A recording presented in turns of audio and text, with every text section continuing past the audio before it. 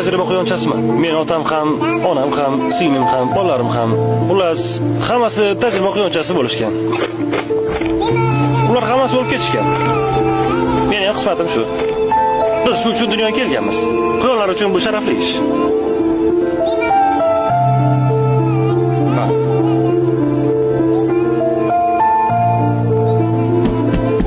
Haya. İşim boshlandi.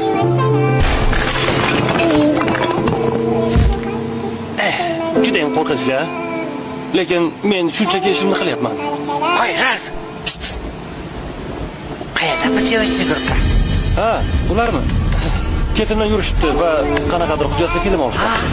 Ularni iltimos qil, bizni qutqarishsin. Qutqarsin, meni olib ketsin. Men shuni eshitdim. Okey. Menga qarang. Bu joyni kesib tashlab bo'ladi-ku. Boshqa.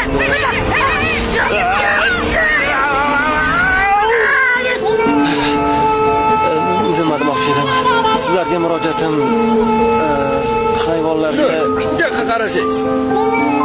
To'g'ri turib. Ha, uzr. Men to'g'ri turdimmi? Ha, bo'ladi.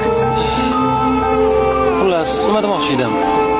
Sizlarga murojaatim hayvonlarga tajriba qilib ishlab chiqaradigan kosmetika, ko'zlarga suriladigan shampunlar, quyoshga qarshi kremlar, umuman barchasi vannangizda turgan hamma kremlar, kosmetikalar. Sizlar bo'lmaganingizda men ochig'i ishsiz qolgan bo'lardim. Qayerdadir o'rmonda. Oddiy quyondek.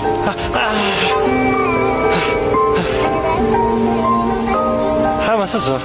Sizning chiroyingiz uchun hayvonlar ozor chekishi yoki qurbon bo'lishini bilarmidingiz?